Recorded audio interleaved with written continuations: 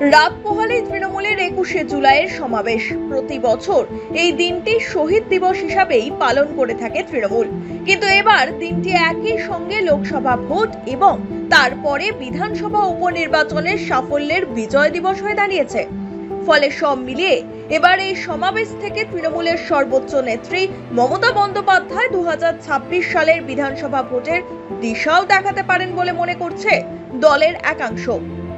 তৃণমূলের mega event হতে চলেছে এবারের 21শে জুলাইয়ে, তাই তার আগে শনিবার বিকেলে ভিক্টোরিয়া হাউসের সামনে 21শে জুলাইয়ের মঞ্চ পরিদর্শনে গেলেন তৃণমূল সুপ্রিমো মমতা বন্দ্যোপাধ্যায়।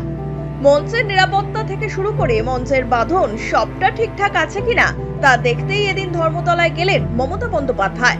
তবে তিনি একা নন, এদিন তার সঙ্গে মঞ্চ পরিদর্শনে যান মেয়র ফিরহাদ হাকিম, মন্ত্রী চন্দ্রিমা ভট্টাচার্য, মন্ত্রী অরূপ বিশ্বাস, সাংসদ মালা রায়, বিধায়ক দেবাশিস কুমার, মদন মিত্র সহ অন্যান্য তৃণমূল নেতারা। মুখ্যমন্ত্রীর সঙ্গে চা চক্রে যোগ দিলেন তৃণমূলের এই নেতা মন্ত্রীরা। এরই মাঝে এদিন তৃণমূলের ছাত্র নেতা দেবাংশু ভট্টাচার্যের মতোই তৃণমূল নেত্রী মমতা বন্দ্যোপাধ্যায়ের পা ছুঁয়ে প্রণাম করতে দেখা গেল তৃণমূলের সাংসদ সায়নী ঘোষকে।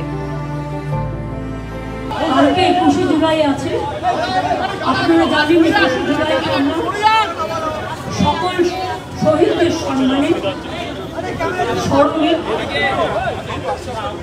21শে জুলাই আন্দোলনে যারা শহীদ হয়েছিলেন তাদের সহ বিভিন্ন গণ আন্দোলনে জন আন্দোলনে যারা শহীদ হয়েছে তাদের সকলকে আমরা শ্রদ্ধার্ঘ্য নিবেদন করি।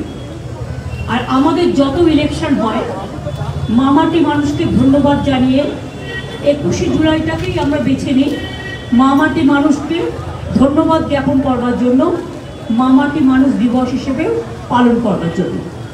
21শে জুলাই আমরা কিন্তু কোনো কিছু অর্গানাইজ করি না, প্যান্ডেলটুকু ছাড়া বাদবাকি সবটা কর্মীরা নিজেদের টানে আসে এবং কত দূর দূর থেকে জেলা থেকে আসেন, কত দূর দূর থেকে হেঁটেও আসেন। আমার সবার কাছে একটাই অনুরোধ থাকবে, শান্তিপূর্ণভাবে মাথা ঠান্ডা করে সবাই আসবেন। আর যারা বাসে আসবেন অনেক দূরে দূরে জেলা থেকে, বাসের ড্রাইভারকে বলবেন আস্তে চালাতে, জোরে যেন না চালায় যাতে কোনো অ্যাক্সিডেন্ট না হয়। আমি পুলিশকেও বলেছি এই ব্যাপারটা দেখে রাখতে।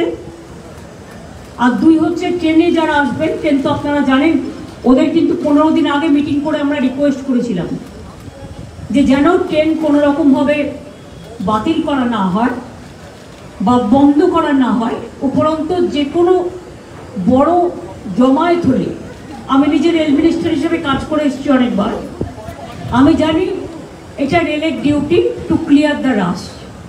এখানে ফ্রিকোয়েন্সি বাড়ায়, ট্রেনের সংখ্যাটা বাড়ে কি করে, ফ্রিকোয়েন্সি বাড়ায়। সুতরাং আমি আশা করব রেলেও যারা আসবেন এবং রেল পরিষেবা যেন ঠিক মতো থাকে। আমরা আবেদন করছি, আগাম বলে রাখছি।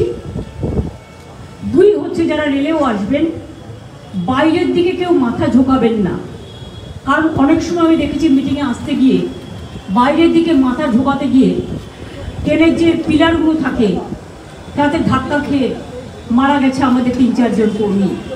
কোনো মানুষই যেন এটা না করে, তাদের নিজেদের জীবনের নিরাপত্তার জন্য। রবিবার ধর্মতলায় 21শে জুলাইয়ের মঞ্চে গুরুত্বপূর্ণ উপস্থিতি থাকবে উত্তরপ্রদেশের সমাজবাদী পার্টির প্রধান নেতা অখিলেশ যাদবের। অখিলেশ যাদব যে ওই সভায় আসবেন শনিবার তা জানিয়েছেন সমাজবাদী পার্টির সাধারণ সম্পাদক তথা বাংলার প্রাক্তন মন্ত্রী কিরণময় নন্দ। অখিলেশের উপস্থিতিতে 21শে জুলাইয়ের মঞ্চে বিজেপি বিরোধী ঐক্যের সুর নিঃসন্দেহে আরো জোরালোভাবে বাজবে। সভায় থাকবেন কিরণময়। রবিবার বুদ্ধিজীবীরাও উপস্থিত থাকতে পারেন এই সমাবেশে, এমনটাই জানালেন তৃণমূল নেত্রী মমতা বন্দ্যোপাধ্যায়।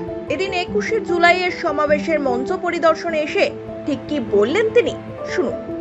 আমাদের এখানে নেতা কেউ নেই, এখানে সবাই তৃণমূলের সহকর্মী। আর কালকে যদি ওয়েদার ঠিক থাকে অখিলেশ আসবে, অখিলেশকে আমি আমন্ত্রণ জানিয়েছি। আমরা প্রত্যেকবারই চেষ্টা করি কাউকে না কাউকে নতুন করে নিয়ে আসার। এছাড়াও বুদ্ধিজীবীদেরও অনেককেই আমরা আমন্ত্রণ জানিয়েছি যারা প্রতিবারই থাকেন। তার কারণ এটা যদি কেউ মনে করেন রাজনৈতিক সভা, শুধু তার নয়, এটা বাংলার অস্তিত্ব রক্ষা, দেশের অস্তিত্ব রক্ষা, বাংলা মাকে রক্ষা করার সভাও। কাজেই আপনাদেরও আমি প্রেস মিডিয়াকে আবেদন জানিয়ে যাচ্ছি, যদি কোথাও ভুল ত্রুটি হয় আমাদের যারা থাকবে দায়িত্বে তাদের বলবেন, দেখে দেবেন। আপনারাও সকলে টাইমলি জায়গা নেবেন। অনেকের ধারণা রাজনৈতিক গুরুত্বের দিক থেকে দলের প্রতিষ্ঠা দিবসের চেয়েও 21শে জুলাইয়ের গুরুত্ব ঘাসফুল শিবিরের কাছে অনেক বেশি। বাংলায় বিজেপিকে পরাজিত করে 29টি আসনে জয়ী হয়েছে তৃণমূল। তারপর দলের এই প্রথম বড় রাজনৈতিক সমাবেশ। মমতা বন্দ্যোপাধ্যায় এসে আগুনটা একটু খুঁচিয়ে দিয়ে গেলেন।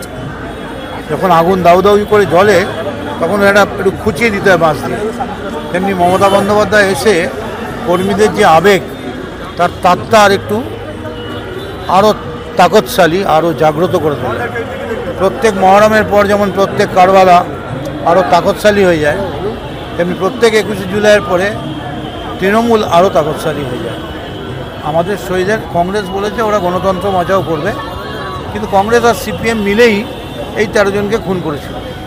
ফলে যারা খুন করেছে, যাদের হাতে শহীদের রক্ত লেগে আছে, তাদের কোনো ন্যায়সঙ্গত অধিকার নেই তাদের আবার শহীদের নাম মুখে দেওয়ার। কংগ্রেসের নাম শহীদ যদি কংগ্রেসের লোকেরা শহীদদের নাম মুখে নেয়, শহীদদের অপমান করা হবে। শহীদদের সেই 93 সাল থেকে দেখেছে এতদিন, তাদের পরিবার, তাদের সবাইকে দেখেছেন যিনি, তার নাম মমতা বন্দ্যোপাধ্যায়। 21শে জুলাইটা পুরোপুরি মমতার, আর কোনো মুখ মানুষ চায় না। দাদা, এই বছর লোকসভা নির্বাচনের বিপুল সাফল্য প্লাস উপনির্বাচনে 4-4 একটু অন্যরকম জয় উদযাপন করা হবে, এই বিষয়ে কি বলবেন? 21শে জুলাই জয় উদযাপন করলেও শহীদের রক্তের উপর দাঁড়িয়ে ঠিক জয় উদযাপন হয় না। শহীদের রক্তের উপর দাঁড়িয়ে শহীদকেই আগে তর্পণ করতে হয়, আর শহীদরা তারা নীরব সাক্ষী থাকে এই জয়। প্রত্যাশিতভাবে এই সমাবেশের রেকর্ড ভিড় করার চেষ্টা করবে তৃণমূল। দলের সমর্থকেরা ইতিমধ্যে শহরে আসতে শুরু করে দিয়েছেন। তাদের থাকা এবং খাওয়ার ব্যবস্থাও করা হয়েছে দলের তরফে। ফলে এবারে তৃণমূলের 21শে জুলাইয়ের সমাবেশ যে ঐতিহাসিক হতে চলেছে তার বলার অপেক্ষা রাখে না। Bureau report, one India Bangla.